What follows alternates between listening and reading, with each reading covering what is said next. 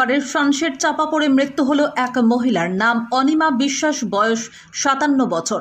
ঘটনাটি ঘটেছে বর্ধমান 2 নম্বর ব্লকের বরশুল 2 নম্বর পঞ্চায়েতের বামনপুকুর পাড়ের রাত 8:30 নাগাদ।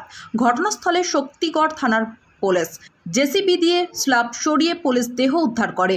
উঠান থেকে বালতিতে রান্নার জল নিয়ে ঘরে ঢুকতে যাওয়ার সময় ঘটে এই দুর্ঘটনা। সানসেটের একটা অংশ চাপা পড়ে যান ওই মহিলা, এমনটাই জানা গিয়েছে পরিবার সূত্রে। মা এই কলটা থেকে জল নিয়ে যাচ্ছিল রান্না করবে বলে, তখন এই ছাদটা ভেঙে পড়ে। ছাদটা ভেঙে পড়লে আমি থাকি মুদিখানার দোকানে, ওখান থেকে এসে দেখি আমার মা পুরো দে। তারপরে আমার গ্রামের লোক, পুলিশ, এরা থেকে আমার মাকে উদ্ধার করেছে। আমার নাম অনিমা বিশ্বাস, বাড়ি বরশুল, বামনপুকুর পাড়।